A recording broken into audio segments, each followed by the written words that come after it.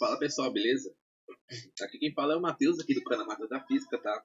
Eu queria comentar com vocês aqui hoje sobre por que na matemática a lei dos cossenos é usada o sinal de menos, né? E alguns professores que dizem que a lei dos cossenos na física é usada com o sinal de mais, tá?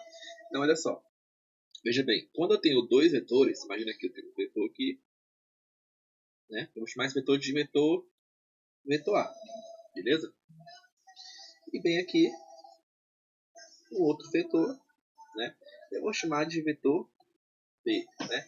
E entre esses dois vetores tem um ângulo qualquer que eu vou chamar de alfa, tá? E aí, qual que é a ideia aqui, né?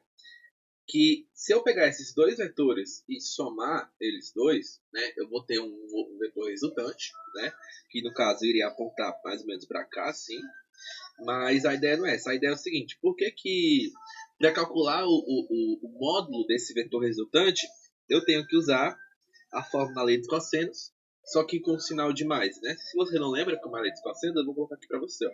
Ela diz que o vetor resultante ao quadrado, né, entre esses dois vetores aqui, é o vetor a ao quadrado mais o vetor b ao quadrado. E aqui que tá. Na matemática, a lei dos cossenos é menos 2 vezes a vezes b vezes o cosseno do ângulo, né, entre os rapazes aí. Enfim, 2 vezes a vezes b vezes cosseno do ângulo. Isso é na matemática. Só que na física, isso aqui é com sinal de mais.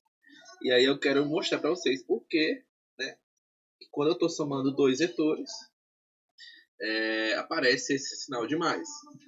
Eu quero logo adiantar que, na verdade, não é que na física a lei dos cossenos é diferente, porque se a lei dos cossenos na física não valesse, né, então a lei dos cossenos ela teria que ser refutada e ela não deveria mais estar nos livros de matemática, entende? Então, vamos lá. Vamos começar aqui com a ideia. Então, já que você já entendeu o que é que eu quero fazer nesse vídeo, né, vou apagar essa parte aqui. Bom, supondo que você já teve um certo conhecimento sobre vetores aí no seu colégio ou na sua faculdade, você já deve saber, né, que para descobrir para onde aponta primeiramente o vetor resultante, tu tem que pegar dois vetores, duas retas, na verdade, paralela aos dois vetores que tu está somando e depois traçar a diagonal do paralelogramo que vai se formar. Como assim? Ó? Vamos lá. Tem aqui um vetor A, né? Qual seria a reta que seria paralela ao vetor A? Bom, seria uma reta que aponta para o mesmo lugar do vetor A, né? Mais ou menos assim, né? Mais ou menos assim. Essa é a reta paralela, né? Mais ou menos, na verdade ela é um pouco mais inclinada, do vetor A. Eu vou deixar até como é? Um tracejadozinho. Vai ficar bonitinho, né? Beleza? E tá, agora eu vou fazer a mesma coisa com o vetor B. Eu tenho que traçar uma reta paralela ao vetor B. Então, ó, vou traçar aqui uma reta paralela ao vetor B. Ficou meio paia, né? Pera aí. Vamos lá. E tá, ficou um pouco melhor. Eu só preciso apagar aqui um pouquinho. Beleza. Bom, mais ou menos, beleza? Então a primeira coisa que você tem que fazer é isso, né? Traçar retas paralelas aos vetores que tu tem aí que tu queira somar. Próximo passo seria o quê? Seria tu pegar o encontro, né, entre esses dois vetores e traçar meio que como se fosse uma diagonal dessa figura, né, que tu acabou de formar. Bom, tu vai fazer assim, ó. Essa figura vai ter como... Essa reta, aliás, vai ter como origem o encontro dos vetores e ela vai ir até o encontro das... Poxa, como é o nome dessas retas vermelhas que eu fiz, tá? Esse vetor em roxo que eu acabei de desenhar, ele é nada mais nada menos do que o vetor resultante, tá? E a ideia é a gente tentar usar um pouco de geometria para descobrir, né, qual é o tamanho desse vetor resultante, sabendo que esse tamanho aqui é um tamanho A qualquer, né? Aqui é um vetor... peraí, só apagar essa borracha. O outro é um tamanho B, né, qualquer, e enfim. Eu quero saber qual o tamanho do vetor R. Beleza, então bora fazer o seguinte. Vamos aplicar um pouco de geometria aqui. Primeiramente, seria interessante, sei lá, talvez aqui ver um triângulo que eu tenha e tentar redesenhar esse triângulo, certo? O que é que eu vou fazer? Primeira coisa, eu vou pegar esse meu vetor B e vou transladar ele um pouquinho para a esquerda, né? O que eu quero dizer com isso? Eu vou pegar esse vetor B e vou duplicar, né? Tipo assim, ele aqui pro lado. Tipo assim, B', por exemplo, é como se fosse a duplicação desse vetor B, tá? E eu vou fazer a mesma coisa com o vetor R, tá? Vou fazer a mesma coisa com o vetor R. Eu vou duplicar o vetor R e vou trazer ele para cá. Eu não fiz nada demais, eu só mudei de posição os vetores, né? O vetor B que estava ali na direita, eu trouxe aqui para a esquerda, né? O vetor B e o vetor R. Bom, agora o que é que nós temos, né? A gente tem o seguinte, três ângulos agudos, né? Esse ângulo e esse ângulo. Quer dizer, esse aqui não é agudo, né? Esse aqui é maior que 90. Mas o que importa é que eu formei, né, um triângulo com esses seguintes vértices.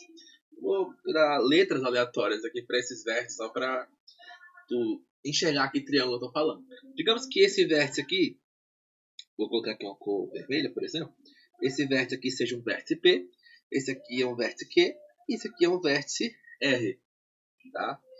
E aí eu vou tentar desenhar esse triângulo aqui para você, né? Esse triângulo PQR.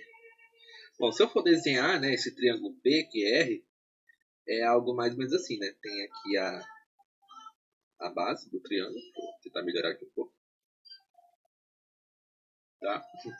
Aí tem essa parte aqui assim, mais ou menos assim, e tem essa parte aqui que é mais ou menos, mais ou menos, né?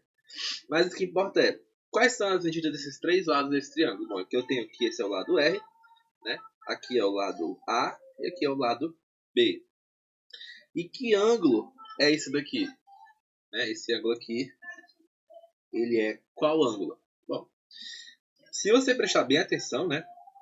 Você vai perceber que esse ângulo todo aqui, né? Ele forma 180, né? O ângulo todo. Só que desse ângulo todo, tu já tem alfa. Então esse ângulo aqui seria o quê? Seria o 180, que é o todo, né? Menos o alfa, que é aquilo que você já tem. Ou seja, esse ângulo aqui, ele é 180 menos alfa. E agora eu vou usar um conceito da matemática. Como é que eu descubro, né, o valor de R quando eu tenho esse triângulo aqui? Eu uso a lei dos cossenos, né? Na matemática, a lei dos cossenos diz o seguinte, ó. Se você pegar o lado oposto ao ângulo ao quadrado, ou seja, o R, né? Tem que dar a soma dos lados adjacentes a esse ângulo ao quadrado, ou seja, o lado A ao quadrado, mais o lado B ao quadrado, menos o dobro do produto dos lados adjacentes a esse ângulo, ou seja, menos o dobro do produto dos lados adjacentes, ou seja, os lados que estão vizinhos ao ângulo e não oposto, ou seja, o dobro do produto, ou seja, a multiplicação entre os lados A e B. E ainda, né, multiplicado pelo cosseno do ângulo, né? Mesmo aí que tu tem, né, o seu triângulo, que no caso é 180 menos alfa. E aí, qual que é a ideia agora? Agora que é resolver isso, né? É resolver isso. Então fica R ao quadrado é igual a ao quadrado mais B ao quadrado menos 2 vezes A vezes B. E cosseno de 180 menos alfa, pessoal, é a mesma coisa de menos cosseno de alfa, né? Se você não acredita, eu vou provar isso para você, tá? Essa parte aqui, ó, eu vou mostrar que isso é menos cosseno de alfa. Quer ver? Ó, vamos lá, vou pegar essa parte aqui e vamos ver, né? O que seria isso? Bom, vamos lá. Primeiramente, aqui eu tenho um cosseno de uma subtração, né? Cosseno de uma coisa menos outra. Cosseno de A menos B. E existe uma fórmula, né, que diz que o cosseno de A menos B é o cosseno de A vezes o cosseno de B mais seno de A vezes seno de B. Então eu vou pegar essa fórmula e vou aplicar nesse rapaz aqui de baixo, né? Que aí a gente vai ter o seguinte. Cosseno de A, ou seja, cosseno de 180, vezes cosseno de B, ou seja, cosseno de alfa, mais seno de A, né, ou seja, seno de 180, vezes seno de B, né, que é seno,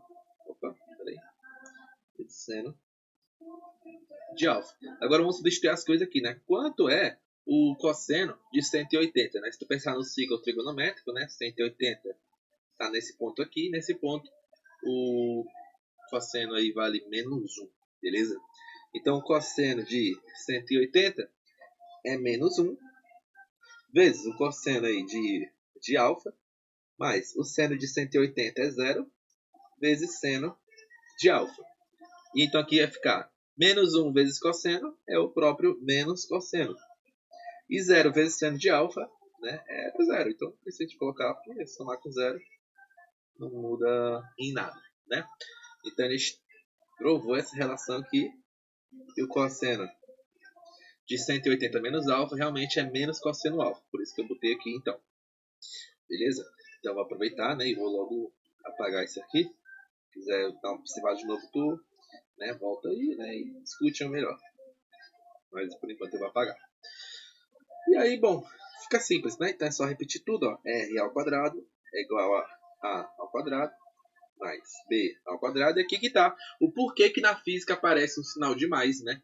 Então, é por quê? Porque aqui tu tem menos e aqui tu tem menos. Como tu tá multiplicando menos com menos, isso vai dar, né, um sinal de mais. Aí é só repetir todo mundo. 2AB cosseno de alfa, tá? Então, é basicamente por esse motivo, né, que na física a gente tem um sinal de mais, né, entre aspas, mas não. É uma simples aplicação da lei dos cossenos. Valeu? Então, um grande abraço. Valeu e até o próximo vídeo. Fui!